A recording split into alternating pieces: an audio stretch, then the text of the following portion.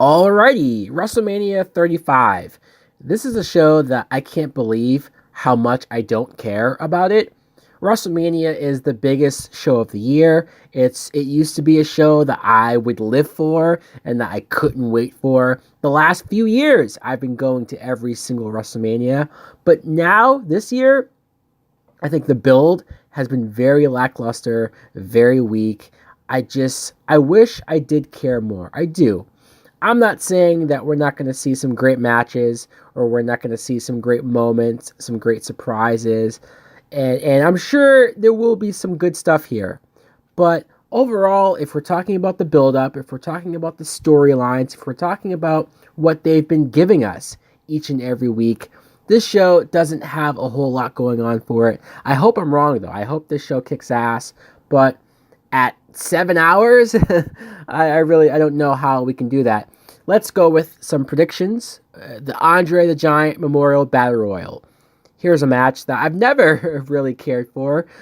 The first time I thought it was cool.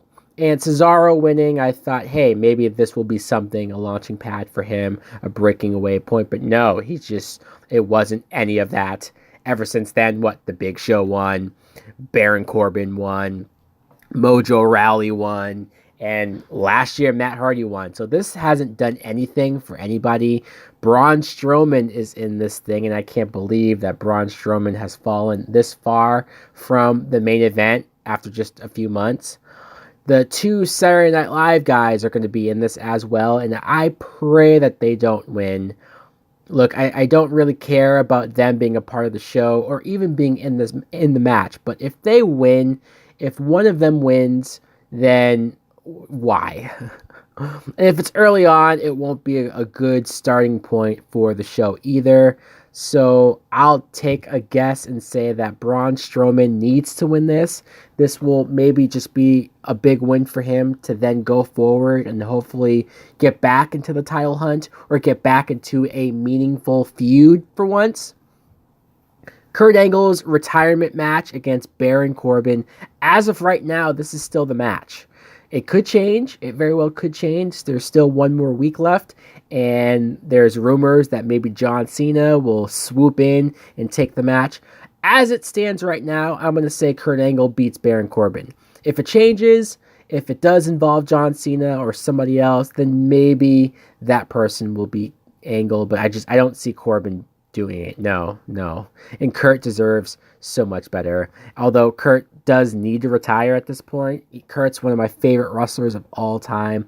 He's put on so many great matches. He's been at such a high level for so long in his career that it sucks now to see how limited he is, what he can and can't do. And so hopefully this match is quick. If it is with Corbin. Shane McMahon versus The Miz in a Falls Count Anywhere match. This storyline, too, has sort of gone all over the place. It started off with Shane winning the Best of the World trophy. He cheated to do so. The Miz didn't care about Shane taking him out of the match. He wanted to be his tag team partner, and then they won the tag team titles, and then they lost the tag team titles, and then Shane just randomly turned on The Miz because he got tired of carrying him. It's so bizarre. The Miz as a face. I don't understand really any of this feud. I'm going to say that The Miz gets the win because Shane probably shouldn't be winning matches, big time matches at this point. Randy Orton versus AJ Styles. I am looking forward to this just as a technical match. I think it's going to be great. I think AJ Styles never really fails. I would love to see AJ win.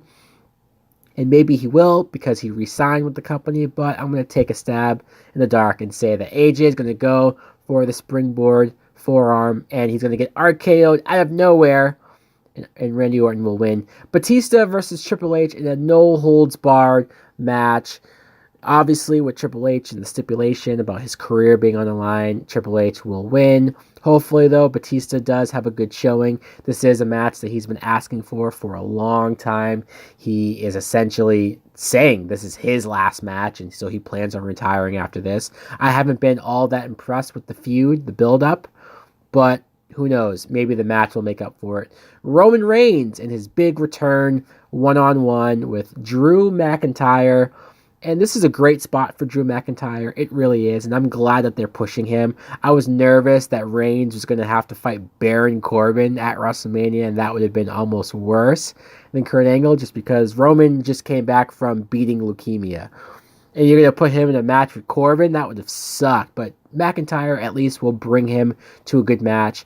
I would kind of love for McIntyre to win just because it would be a shock win. Nobody would expect it. Roman, after everything he's been through, who's really going to expect him to win?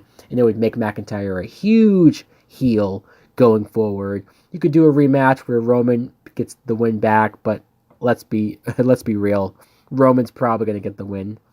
Cruiserweight Championship match, Buddy Murphy versus Tony Nese. I'll be honest, I'm not following 205 Live, so I'll just say Buddy Murphy wins because he's engaged to Alexa Bliss. Alexa Bliss is the host of WrestleMania, by the way, so I'm pretty sure she'll have some spots throughout the night. I was going to say entertaining, but these Moments of Bliss segments have been pretty brutal to watch. Women's Tag Team Championship match, Sasha Banks and Bayley versus Nia Jax and Tamina. I'm so sick to death of Nia Jax and Tamina being involved in these tag team title matches. They don't deserve these spots. They shouldn't be getting matches at WrestleMania, either one of them. There's so many people, as of right now, left off of the WrestleMania card. Asuka, for example, we'll get to that. But even Naomi, hell, Carmella, I would take any one of them over Nia Jax and Tamina. It's a waste. I think any match that they're in, it goes down a few points just because they're there and they're going to botch and mess stuff up. Speaking of botching, the Iconics are also in this match. So, yeah, that should be interesting. Beth Phoenix and Natalya are here. I would have much rather preferred Sasha Banks and Bayley just to fight Beth and Natalya in a normal tag team match. In fact, this should be elimination so that we could probably get there. I think Beth looks great. She's in phenomenal shape. I don't really buy into the idea of Beth Phoenix being a Hall of Famer. I don't hate that she's in the Hall of Fame, but I don't look at her career. I don't think back and go, yeah, definitely Hall of Fame. But she is great. She had great moments. I think she will look good in this match. But ultimately, Sasha Banks and Bayley will retain. U.S. title match, Samoa Joe versus Rey Mysterio. And this, you know what? I'm going to say Rey Mysterio. I want to say Samoa Joe. I think Samoa Joe should keep the belt so that he could go forward and be dominant and take out everyone. But honestly, they're probably going to give Rey Mysterio the belt because of the whole situation with his son being involved and having a feel-good moment. Who knows? I don't trust WWE with Samoa Joe really anymore. Especially the next match, I really don't trust them with. Intercontinental Championship, Bobby Lashley versus Finn Balor. At least the rumor is that the Demon is coming back. Because if that wasn't the case, if I wasn't sure if the Demon was coming back, I would probably say that Finn Balor would lose. But if the Demon is there, then I think Finn Balor does win back the Intercontinental title. And I hope he keeps it for a long time this time. I hope it's not just like, hey, you're going to lose it next month. And you're going to go back and forth with Bobby Lashley. Because I'm already sick of these two fighting each other. Universal Championship match, Brock Lesnar versus Seth Rollins. Speaking about being disappointed with the build, I can't believe that Rollins won the Royal Rumble. Brock Lesnar is the Universal Champion. And he's barely been on the show. You could tell he really does not care. Or creative just doesn't have anything for this feud. They don't know what to do with it. Man, I don't know. I would love Seth Rollins to win. I want to see this belt on the show week to week. Actually have a champion there week to week. But I have a feeling that since Roman Reigns is back, they're going to now wait for Roman Reigns to be the guy to beat Brock. Probably at the Saudi Arabia show. I could see it happening. So I'm going to say that Brock retains, even though he really, really shouldn't. WWE Championship match. It's now official. Daniel Bryan versus Kofi Kingston. And this took a long time to become official. A long time to get there. But at least now we're here. And I have enjoyed seeing the rise of Kofi Kingston. Seeing the crowd get into him. And really wanting to see him win this match, I am going to go with Kofi. And it's going to be bittersweet. It's going to be so happy to finally, 2019, to finally get a black WWE champion. I know The Rock had it, and he's half black, half Samoan. Booker T and Mark Henry had the World Heavyweight title. Farouk had the WCW title. But there's never been a full black WWE champion, and I think Kofi Kingston, of all people, if you had told me 6 months ago that Kofi Kingston would be the front runner to be WWE champion at WrestleMania, I would have laughed in your face. But now it's a probability. Now it does seem very likely, and I can't wait to see it.